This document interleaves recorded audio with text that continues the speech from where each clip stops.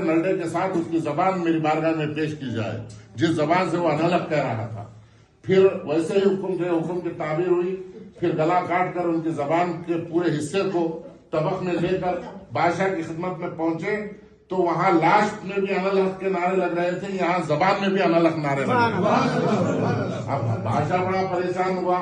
اب پھر بادشاہ نے پھر دوسرا حکم دیا کہ اسے جسم کے ٹکڑے بنا کر جانوروں میں پرندوں میں کھلایا جائے. جیسے جیسے ان کے جسم کو ٹکڑے بناتے گئے ہر ٹکڑے سے انالگ کی آواز صدا ہوتی رہی, بلند ہوتی رہی. پھر شور زیادہ ہونے لگا. اب آپ کو ایک مثال کے طور پہ بتاؤں, میں یہاں ایک آدمی بول رہا ہوں تو اتنی آواز ہے, اگر ہر آدمی بولنے لگے تو اس کا عالم کیا ہوگا. تو شہر کے ہر ذرے ذرے گلی گلی میں انالگ کی آوازیں گونجتی چلی گئی. جیسے جیسے حضرت کے جسم کے ٹکڑے ہوتے گئے ایسا انالگ کے نعرے لگتے گئے. پھر بادشاہ کے پاس سارے لوگ دوڑ کر آئے, بولے یہ کیا ہو رہا ہے. پھر بادشاہ نے حکم دیا اس کے جسم کو جلا کر راکھ کر دیا جائے. تو آگ جب لگائی گئی ان کے جسم کو تو آگ کے شعلے بھی انالگ کے نعرے لگانے لگے. پھر بادشاہ نے حکم دیا. پھر بادشاہ کے پاس لوگ آ کر بولے اب کیا کرنا چاہیے. بادشاہ نے کہا اس راکھ کو لے جا کر سمندر میں پھینک دو. جب وہ راکھ کو سمندر میں پھینکا گیا سمندر کی ہر لوٹ میں انالگ کے نعرے لگنے لگے. اب پھر لوگ آ کر پریشان ہوئے. اب آوازیں بڑھتی گئی. پھر بادشاہ کے پاس آیا تو بادشاہ بہت پریشان ہو کر تمام علماء کو پوچھا اب اس کا کیا کرنا چاہیے.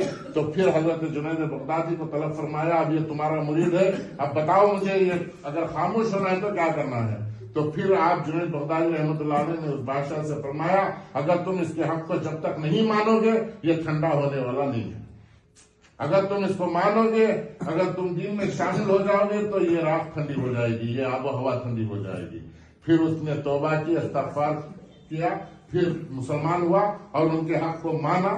تب کہیں جا کر وہ آوازیں ٹھنڈی ہونے لگی.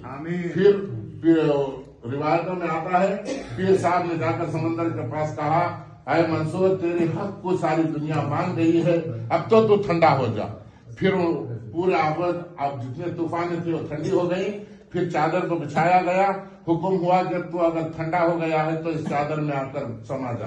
تو ساری راگ جو ہے جو جسم کے حصے تھے وہ سارے آ کر چادر میں بیٹھ گئے. پھر وہ چادر شریف لا کر یہاں آپ کو تدفین کیا گیا اور آپ کی مزار مبارک ہے.